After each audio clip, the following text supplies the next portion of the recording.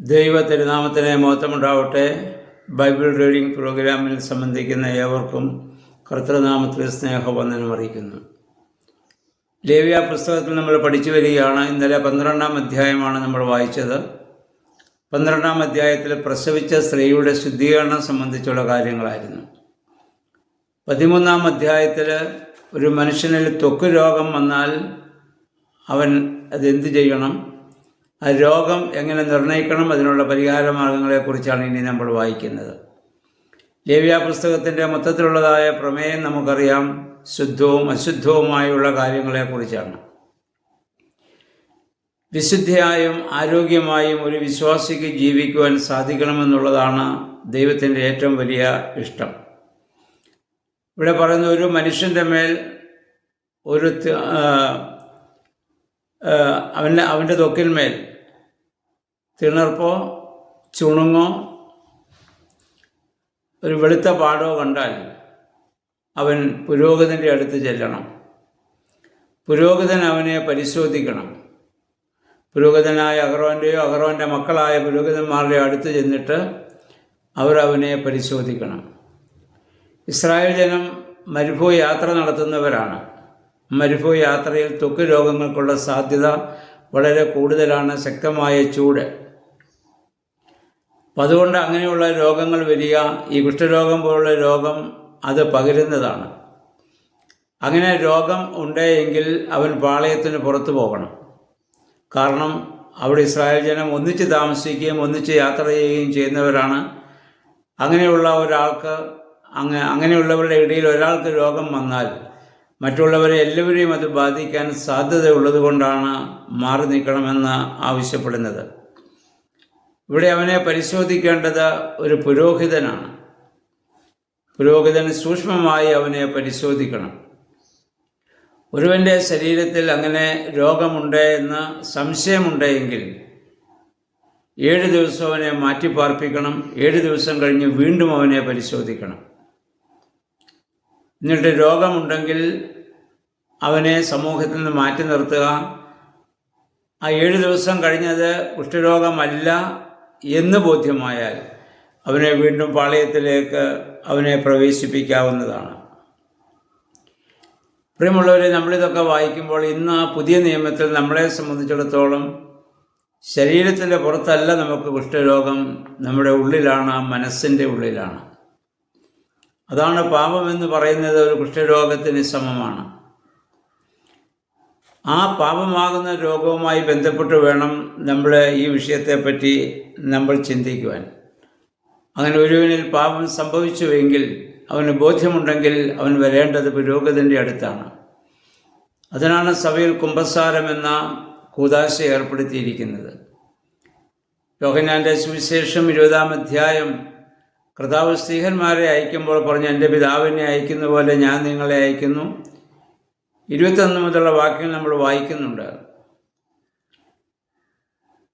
എൻ്റെ പിതാവിനെ അയക്കുന്ന പോലെ അയക്കുന്നു പറഞ്ഞ് അവരുടെ മേൽ ഊതി പരിശുദ്ധാത്മാവിനെ നൽകിയിട്ട് പറഞ്ഞു, നിങ്ങൾ ആരുടെ പാപം മോചിക്കുന്നുവോ അത് മോചിക്കപ്പെട്ടിരിക്കും. ആരുടെ പാപം മോചിക്കാതിരിക്കുന്നുവോ അത് മോചിക്കപ്പെടാതെ അത് നിർത്തിയിരിക്കും. അപ്പോൾ പാപമോചനത്തിലുള്ള അധികാരം ദൈവത്തിന് മാത്രമാണ്. കർത്താവിനുണ്ടായിരുന്ന അധികാരം കർത്താവ് സ്ത്രീഹന്മാർക്ക് അവിടെ കൈമാറുകയാണ്. ആ പാപമോചന അധികാരം ഉപയോഗിച്ചാണ് ഒരു പുരോഹിതൻ സഭയിൽ പാപമോചനം നൽകുന്നത്, അല്ലാതെ ഒരു പുരോഹിതൻ്റെയും പേഴ്സണൽ കപ്പാസിറ്റിയിൽ നിന്നല്ല. അപ്പോൾ അതുകൊണ്ടാണ് പാപം ചെയ്യുന്നവൻ പുരോഹിതൻ്റെ അടുത്ത് വരണം. അവൻ്റെ പാപങ്ങൾ ഏറ്റുപറയണം.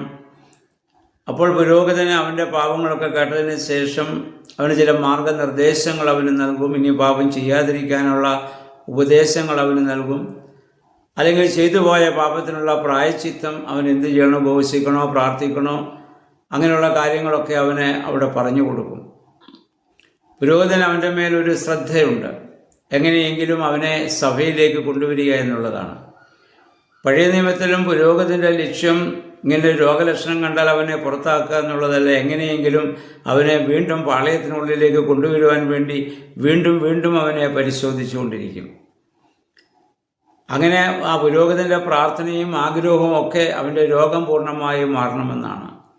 പുതിയ നിയമത്തിലും പൗരോഹിത്യത്തിൻ്റെ ലക്ഷ്യവും ആഗ്രഹവും ഒക്കെ മറ്റുള്ളവർ പാപം വിട്ട് നീതിയിൽ ജീവിക്കണമെന്നുള്ള വലിയ ആഗ്രഹമാണ്, അഥവാ അങ്ങനെ ആയിരിക്കണമെന്നുള്ളതാണ്. അപ്പം അതുകൊണ്ട് പെട്ടെന്ന് അവനെ പുറത്താക്കാൻ പാടില്ല, ശരിക്ക് പരിശോധിക്കണം. അതുകൊണ്ട് പൗലോസ്ലീഹ എന്നുള്ള ലേഖനത്തിൽ പറഞ്ഞല്ലോ, ഒരുവൻ്റെ മേലൊരു കുറ്റം ഒരു വിശ്വാസിയുടെ മേൽ ആരോപിച്ചാൽ 2-3 സാക്ഷികൾ മുഖാന്തരമല്ലാതെ അതിന് തീർപ്പ് കൽപ്പിക്കാൻ പാടില്ല. അതുപോലെ തന്നെ ഒരാൾ പറഞ്ഞ് അവൻ അനുസരിക്കുന്നില്ലെങ്കിൽ അവനെ സഭയുടെ മൂപ്പന്മാരുടെ അടുത്ത് അവനെ കൊണ്ടുവരണം. അങ്ങനെ അവിടെയും അവൻ അത് കേൾക്കുന്നില്ലെങ്കിൽ മാത്രമേ അവനെ ശിക്ഷിക്കുവാനായിട്ട് അവകാശമുള്ളൂ, അവനെ പുറത്താക്കുവാൻ അവകാശമുള്ളൂ.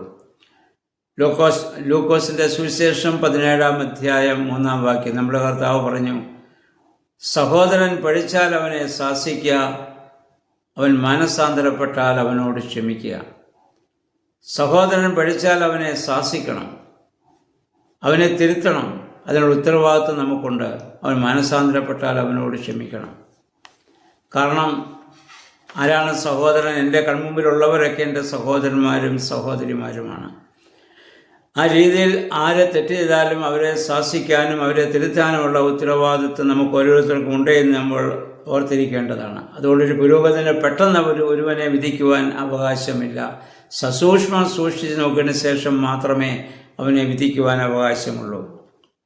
എന്ന് പറഞ്ഞാൽ ദൈവത്തിന് ഒരു നിരപരാധിയായ മനുഷ്യനെ ശിക്ഷിക്കപ്പെടുവാൻ ദൈവം ആഗ്രഹിക്കുന്നില്ല, അത് പഴയ നിയമത്തിലായാലും പുതിയ നിയമത്തിലായാലും. അതുകൊണ്ടാണ് രോഗം ശരിക്കും അവനുണ്ട് എന്ന് ബോധ്യമായതിന് ശേഷം മാത്രമേ അവനെ ആ ശിക്ഷയ്ക്ക് വിധിക്കാവൂ. ഇല്ലെങ്കിൽ അത് അവനോട് കാണിക്കുന്ന അനീതിയാണ്. കാരണം ദൈവം എപ്പോഴും നമ്മുടെ മാനസാന്തരത്തിന് വേണ്ടി പ്രതീക്ഷയോടെ കാത്തിരിക്കുന്നവനാണ്. ഇപ്പോൾ കുഷ്ഠരോഗിയെ ആരോഗ്യത്തോടെ പാളയത്തിലേക്ക് തിരിച്ചു കൊണ്ടുവരിക എന്നുള്ളതാണ് പുരോഗതിൻ്റെ ലക്ഷ്യം. 7 ദിവസം കഴിഞ്ഞ് വീണ്ടും അവനെ പരിശോധിക്കണം. രോഗം മാറിയാൽ അവന് പാളയത്തിൽ വരാം. മറ്റുള്ളവരുടെ അവന് അമിത് വസിക്കാം. അല്ല, അവന് രോഗം അവന് നിർണയിക്കപ്പെട്ടാൽ അവനെ പുറത്താക്കുന്നത് മറ്റുള്ളവരുടെ സുരക്ഷയെ പ്രതിയാണ്. നമ്മൾ പറയാറില്ലേ, മുല്ലപ്പൂമ്പൊടി ഏറ്റുകിടക്കും കല്ലിനുമുണ്ട് ഒരു സൗരഭ്യം. അപ്പോൾ അങ്ങനെ പാപം ചെയ്യുന്നൊരു വ്യക്തിയോടാണ് നമ്മൾ സഹകരിച്ച് എപ്പോഴും നമ്മൾ ജീവിച്ചാൽ അവൻ്റെ പ്രേരണ മുഖാന്തരം അല്ലെങ്കിൽ അത് നമ്മളെ ഇൻഫ്ലുവൻസ് ചെയ്യുവാനും പാപം ചെയ്യുവാനുള്ള ഒരു പ്രവണതയിലേക്ക് നമുക്ക് ഉണ്ടാകുവാൻ സാധ്യതയുമുണ്ട്. അപ്പം അതുകൊണ്ട് ഓരോ സഭയിൽ നിന്ന് തെറ്റിപ്പോകുന്ന ഓരോ വിശ്വാസികളെക്കുറിച്ചുള്ള നമ്മുടെ മനോഭാവം അതായിരിക്കണം. പിന്നെ 12-13 വാക്യങ്ങൾ വരുമ്പോഴാണ് നമുക്ക് അതിശയം തോന്നുന്നത്. അവിടെ എന്താ പറയുന്നത്? ഒരു മനുഷ്യൻ്റെ ശരീരം മുഴുവൻ കുഷ്ഠരോഗമായാൽ, മുഴുവൻ വെളുത്താൽ അവൻ ശുദ്ധിയുള്ളവനാണ്. എന്നാൽ അവൻ്റെ ശരീരത്തിലെ കുറച്ചു ഭാഗം വെളുത്തും കുറച്ചു ഭാഗം സാധാരണ മാംസവും പോലെയായിരുന്നാൽ അവൻ അശുദ്ധനാണ്. അതെന്തുകൊണ്ടാണ് അങ്ങനെ പറയുന്നതെന്ന് ചോദിച്ചാൽ, ശരീരം മുഴുവൻ കുഷ്ഠരോഗം ആണെന്ന് ഉള്ളവന് അവനറിയാൻ ഞാൻ പൂർണ്ണമായും കുഷ്ഠരോഗിയാണ്.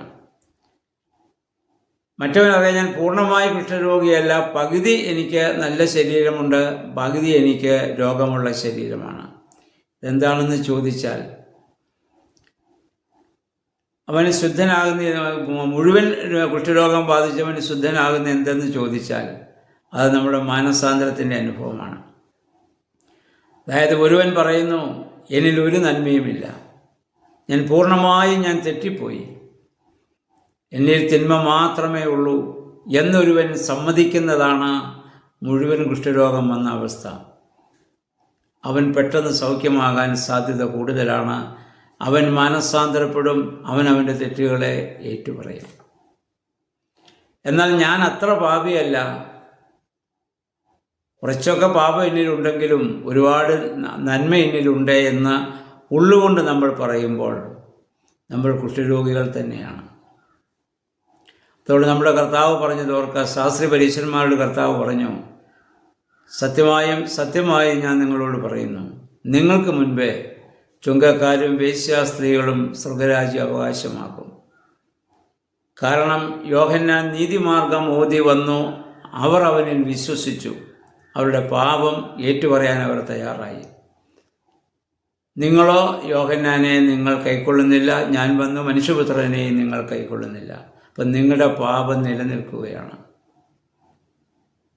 പ്രിയമുള്ളവരെ, നമ്മളിതിൽ ഏതാണെന്ന് നമ്മളൊന്ന് ചിന്തിക്കുക. പലപ്പോഴും ആ ശാസ്ത്രപരീക്ഷന്മാരെ പോലെ പകുതി ന്യായീകരണവും പകുതി കുറ്റബോധവുമായി നമ്മൾ നടക്കുന്നവരല്ലേ. അവൻ എന്നും കുഷ്ഠരോഗിയാണ്. എന്നാൽ ഞാൻ പൂർണ്ണമായി ഞാൻ തെറ്റിപ്പോയി എന്നുള്ള ബോധ്യം നമുക്ക്. ഇതാണ് ആ ധൂർത്തുപുത്രൻ അപ്പൻ്റെ അടുത്തേക്ക് വന്നപ്പോൾ പറഞ്ഞത്.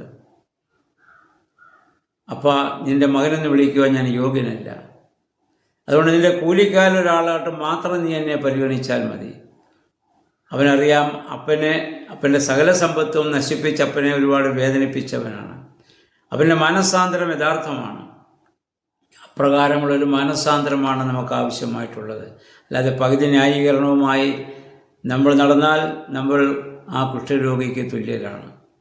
അപ്പം അതിൽ നിന്ന് വ്യത്യസ്തമായി നമുക്ക് പാപബോധം തരുന്ന പരിശുദ്ധാത്മാവിനെ വിധേയമായി ജീവിക്കുവാൻ നമുക്ക് സാധിക്കണം. നമ്മുടെ നാട്ടിലൊരു പഴമൊഴിയുണ്ടല്ലോ, ഉറങ്ങുന്നവനെ ഉണർത്താം, ഉറക്കം നടിക്കുന്നവനെ ഉണർത്തുക പ്രയാസമാണ്. നമ്മളെപ്പോഴും ഉറക്കം നടിക്കുന്നവരെ പോലെയാണ്. അതുകൊണ്ട് നമുക്ക് ആ ഒരു മനോഭാവം മാറിയിട്ട് ദൈവസ്ഥനിൽ നമ്മെ തന്നെ പൂർണ്ണമായി സമർപ്പിച്ച്, ദൈവമേ, പൗലോസ്ലീഹ പറഞ്ഞ പോലെ ഞാൻ പാപികളിൽ ഒന്നാമനാണ് എന്ന് പറയുവാൻ തക്കവണ്ണം ദൈവത്താൽ വിളിക്കപ്പെട്ട് തിരഞ്ഞെടുക്കപ്പെട്ടതായ പൗലോസ്ലീഹയ്ക്ക് അത് സാധിച്ചെങ്കിൽ നമുക്കത് പറയാൻ പറ്റണം. അപ്പോഴാണ് നമ്മുടെ പാപം, നമ്മുടെ കുഷ്ഠരോഗം പൂർണ്ണമായി മാറ്റപ്പെടുന്നത്. അതിന് ദൈവത്തിൻ്റെ വചനം അതിന് നമ്മെ സഹായിക്കട്ടെ, ശക്തീകരിക്കട്ടെ. എല്ലാവരും ഇന്ന് ഈ വേദഭാഗം വായിച്ച് നമ്മുടെ പാപങ്ങളുമായി ഇതിനെ താരതമ്യം ചെയ്ത് പഠിക്കുക. ദൈവനാമം മാത്രം മഹത്വപ്പെടുവാൻ ഇടയാവട്ടെ.